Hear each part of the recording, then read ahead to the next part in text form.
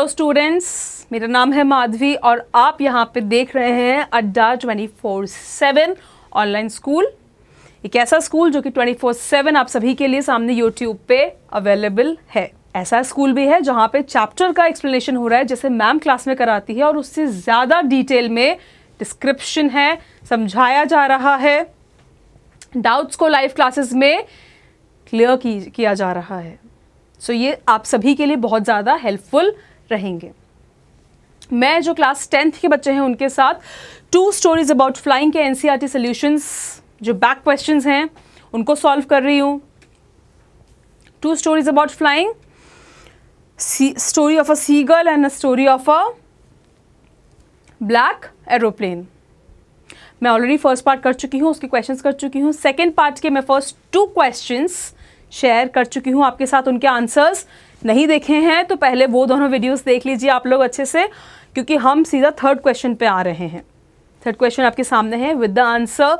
Video अच्छा लग रहा है तो लाइक ज़रूर से कीजिए, share and subscribe bell icon पे प्रेस करके, because in our playlist there are all the classes from 9 to 12 with all the subjects. There is a playlist जो आपको पढ़ना है, चैप्टर्स आप अकॉर्डिंगली पढ़ सकते हैं। डे वाइज एक्सप्लेनेशन है, इन डिटेल एक्सप्लेनेशन है, साथ में NCERT के सॉल्यूशंस तो हम ले ही रहे हैं। So your 3rd question is why does the narrator say I landed and was not sorry to walk away from the old Dakota.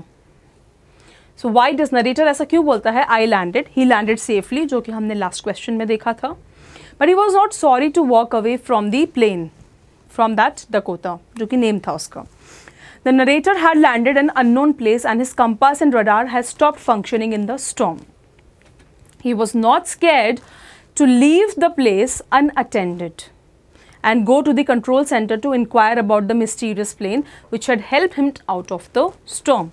So ultimately narrator जैसे ही land करता है unknown place पे, वो runway पे, जो कि उसको एक black aeroplane का जो pilot है उन्होंने बताया, उन्होंने लैंड किया, पर जैसे लैंड किया he saw that black aeroplane has not landed. So where it has gone he had no idea about it.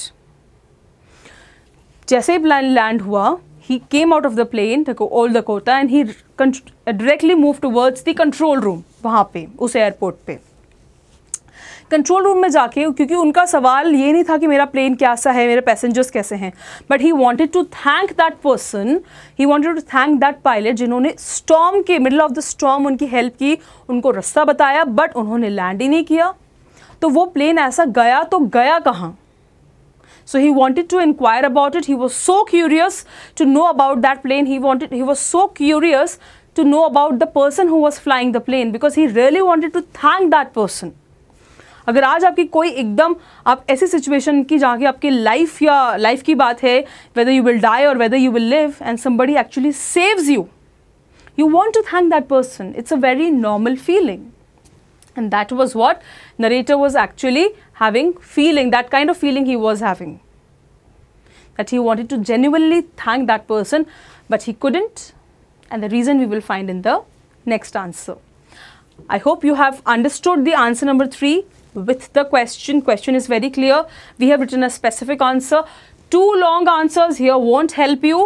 So जितना question पूछा है उतना answer, and obviously marking matters. So if it's a 2-mark question, you will write accordingly. If it's a 4-mark question, you will write accordingly. Length matter करती है CBSE में. Specifically long answer है पूछा है तो उसको long लिखना पड़ेगा. You can't make it cut short. उसी हिसाब से सवाल पूछा है, उसी हिसाब से हमने यहाँ पे आंसर लिखा है। कहानी नहीं बनाई है अंदर, एकदम टू द पॉइंट आंसर है। वीडियो अच्छा लगा हो तो लाइक ज़रूर से कीजिए।